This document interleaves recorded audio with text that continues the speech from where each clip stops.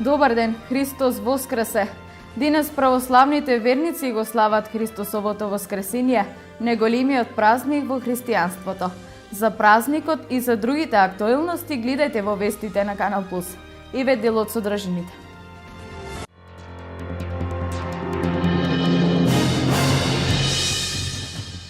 Христосовото воскресение влива силна надеж, што ме победе на смртта, може да се надминат и недоразбирањата меѓу луѓето.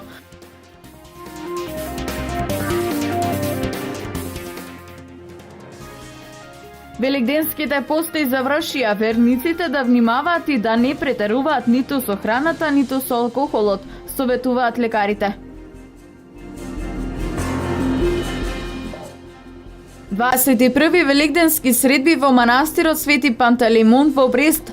Утре македонски Егеј очекува голем број посетители од земјава и од странство и организира богата програма.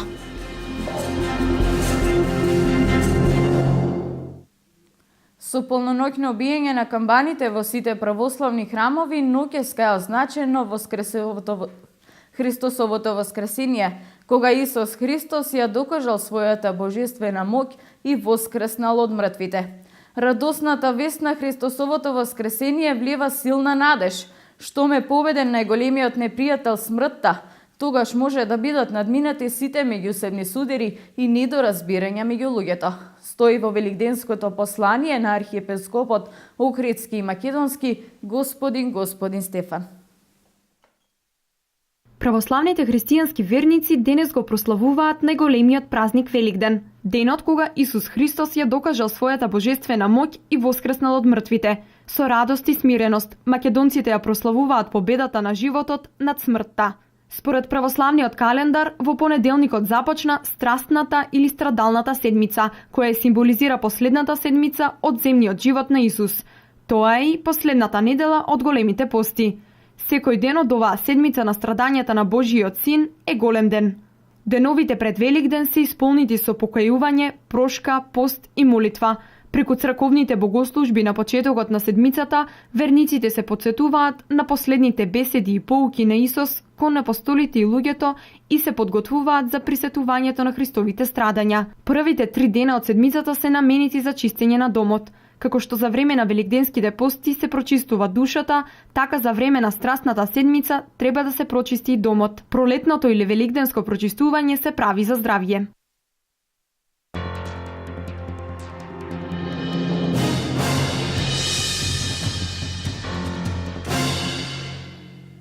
Великденските пости завршија. Верниците кои ги практикуваат постите треба да внимаваат и да не претеруваат со храната. Ова се лекарските совети кои апелираат во празнувањето денес и утре да не се претерува ниту со алкохолот. Великденските пости се одличен начин за чистење на токсините од телото, ослободување од лошите навики, мрсната храна, одлични се за намалување на вишокот на килограми и воспоставување на нов, а поздрав начин на исхрана. Постот сам по себе е одличен начин за одвикнување од нездравата храна и лошите навики, но доколку невнимателно се води грижа околу внесот на калории, внесот на минерали и витамини преку исхраната, телото ќе се чувствува немоќно и без енергија. По завршување на великденските пости, многу често доаѓа до прејадување, а ова може да има последици врз здравјето на луѓето. Секое прејадување, злоупотреба на количината на исхраната, посебно при прегладнување, може да биде штетно. Наглото внесување после постењето на обилни и масни оброци секако го зголемува ризикот од така наречени кардиоваскуларни инциденти.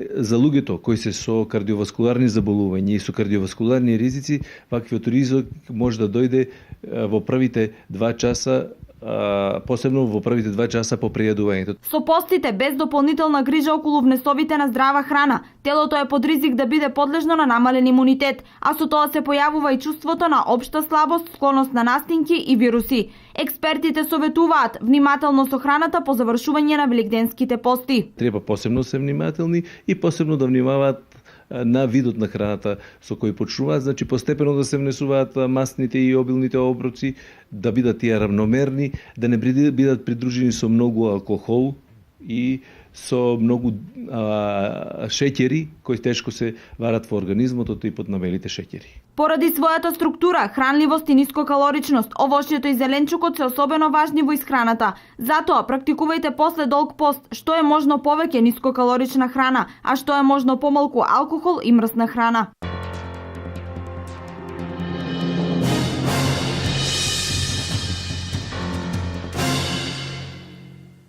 Македонски егеј се подготвува за традиционалната великденска средба во манастирот Свети Пантелеймон во Брест, која 21 година се одржува на вториот ден од Великден.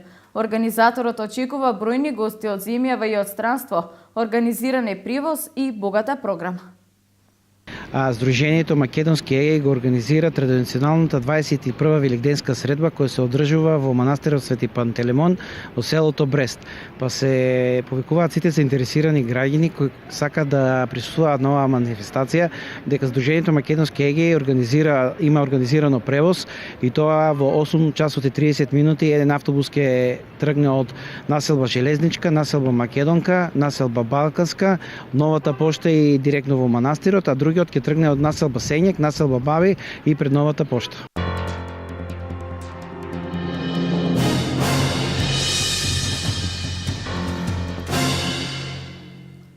Промовирана е монографијата за Димитар Станоевски Дедо Митко, легендата на орото Копачка. Автор на монографијата е Димитар Узуновски.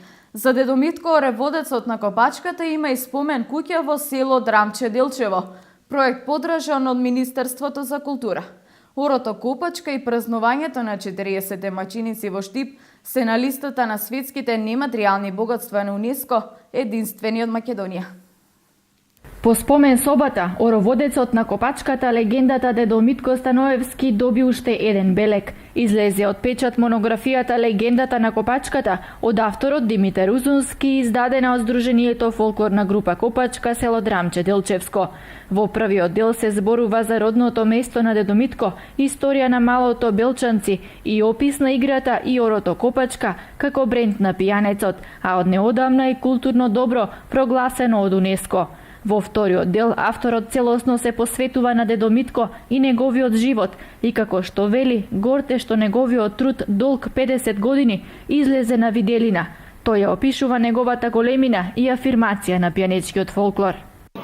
Посебно беше ценет и меѓу младите, но секако најмногу од големите познавачи на фолклорот. Имаше Дедо Митко посебна харизма да ја привлече публиката. Често пати знаеше да каже, ама не се секире бите. Ке бидете, кога ние не сме настапени убаво. Само да тупне тапано, тупнали тапано. И ја веќе не гледам никој кој ме гледа. Кога ќе заврши орото, тогаш ќе ги отворам очите и ќе погледам да видам колку луѓе не гледале. Значењето на книгата е големо затоа што се дава акцент на приватната историја, што денес се среќава многу ретко. Тука се дадени токму тие обичаи, некои од тие обичаи, од тие занаети со што луѓето се занимавали и од што живееле, што е најбитно. Пошто таа ера еден ден може и да престане, па да не врати пак назад од почеток. За да знаеме што е и дрвено рало, и како се ора, и како се обработува, и како се сее, и како се лови риба, за да преживее човекот. Значи, во назадна технологија на времето, како луѓето обстојувале во овие краишта да живеат. Токму тоа е и посочено во книгата и значењето на книгата е во тоа. Еден од спонзорите на книгата покрај Министерството за култура е и делчевскиот стопанственик Ванчо Цонев, кој воедно е и внук на Дедо Митко. Чувството е доста пријатно да се биде внук на ороводецот на живата легенда од Делчево, посебно што Копачката како оро во овој крај, конкретно во Делчево, е заштитен знак. Јас како негов внук ја немам таа среќа и можност да бидам ороводец како Дедо Митко, меѓутоа кога како што вели самиот он, тапаните ќе затупаат и ке мене се буди желбата, чувството за игра. Постигнувањата на Дедо Митко за орото Копачка се од големо значење и за македонската историја. Од канцеларијата на УНЕСКО во Венеција, Копачката е ставена меѓу првите 10 добра во југоисточна Македонија. Оно што би сакала особено да го истакнам е дека со својот епитаф, со самото тоа што на својот гроб напиша дека Ороводецот ни остави во аманет, да не смееме да застанеме во промоција на копачката како Оро. А благодарение пак на авторот на оваа книга, на Димитар Узунски, ние имаме документацијата за тоа да можеме да го направиме најдобро што знаеме и умееме. Легендата на копачката Дедо Митко е роден 1917 година, а како ороводец на копачката бил се до 2009 година, кога се и успокоил. А на неговиот погреб, како негова последна желба, се слушале тапаните, а неговите другари, членовите на копачката, го заиграле познатото Оро Копачка.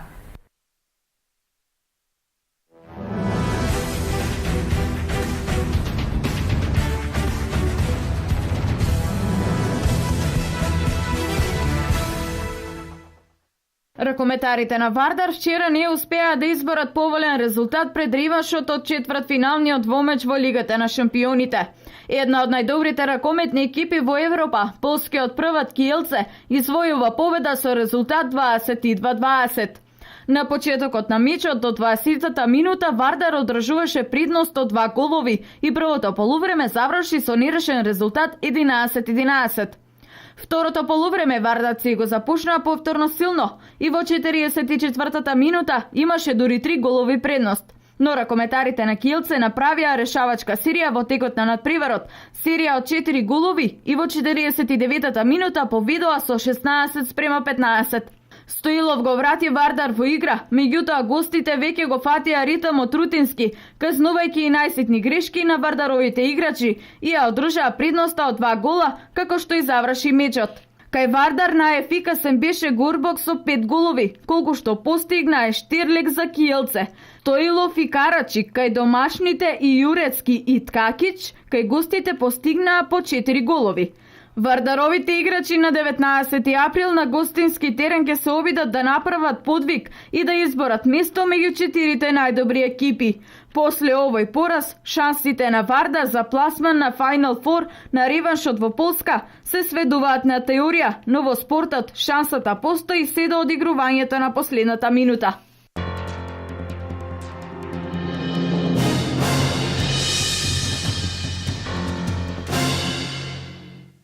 Ова е се во платневното информативно издание на Канал Плюс. Повеќе информации гледате во дневникот во 16:30. До тогаш имајте убав празничен ден.